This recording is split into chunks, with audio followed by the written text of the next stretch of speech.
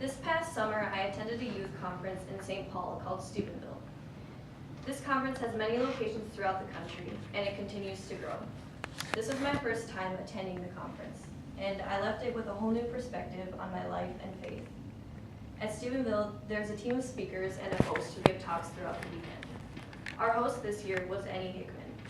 It was such an honor for me to get to watch him up on stage, especially as someone who is working towards the same career. Because Annie has been such a great example for me, I decided to interview him for this project. My first step was to contact him. Annie lives in Texas, so I knew that a face-to-face interview probably wouldn't be ideal. But I did find his email, so I contacted him and explained what the project was and why I had chosen him. And we agreed to do the interview by email. Next, we conducted the actual interview. All of my questions had to do with both aspects of his career, both as a speaker and as a missionary. When I asked why he entered this occupation, his answer was sort of interesting. He said that it wasn't something he ever really wanted. He just knew that it was his calling, and the rest just sort of happened organically. People would ask him why he was living his life for God, and it evolved into him speaking in front of large crowds and changing more lives. For his education, he majored in both communication arts and theology. His day-to-day jobs today include running a nonprofit organization that places missionaries in underserved towns in America, and he also practices evangelization. After getting this background information, I then focused on questions that solely had to do with his job as a speaker and then specifically as a missionary. As a speaker, he has learned that miracles do exist. He said, "When I see God use me in a way that transforms heart, it's a miracle." He has also learned that all saints have a past and all sinners have a future. I was curious to know if, like me, he deals with nerves before he gives his talks, and his answer was sort of comforting. He said he gets nervous all the time, and he even described himself as an introvert. But to calm his nerves, he's been known to jump up and down or even do a little shadow boxing. And if he can, he likes to go and talk to his audience before his speech, just as a reminder to himself that these are people just like him. Then I asked how he applies his listening skills when he's as a speaker. And he said that listening is the most important skill you can have. He even introduced a new concept to me that he called listening with your eyes. He said it's important to look at your audience and be able to tell if they're on the same page as you or if you need to try a different approach.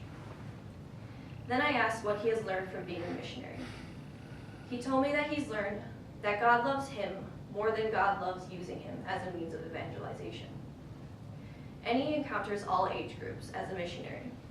When I asked how these varying age groups affect his communication with them, he explained how, for example, teens need more stories, and older adults need deeper content and less humor.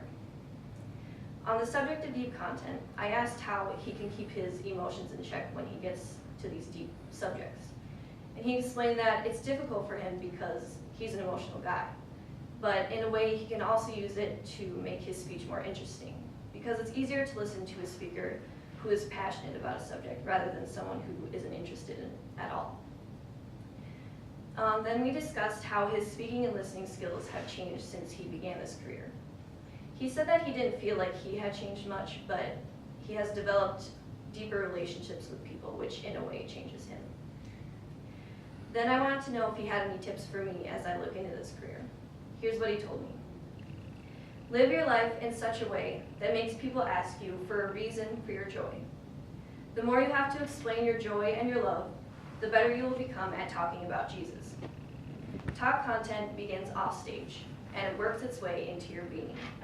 Then it comes out on stage. As I look back on this interview process, I'm happy with how it went.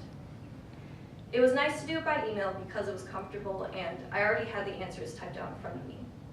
But the problem with that is I couldn't tell what Annie's expression or tone of voice was when he answered. So in a way, I think that a face-to-face interview would have been more enjoyable for us, but each kind has its pros and cons. However, I still learned a lot about this potential career. It surprised me how often Annie's answers corresponded with the course concepts we learned in this speech class. For example, he said that listening is an important skill to have, even more important than just being a good speaker. For my future, I'm definitely going to keep these course concepts in mind because communication is everywhere. Overall, this project went very well for me. I was able to assess how communication plays a role in any career and see how these course concepts are beneficial to speakers. And I even grew closer to one of my role models. I plan on using all the information I've learned in this course, no matter where my future takes me.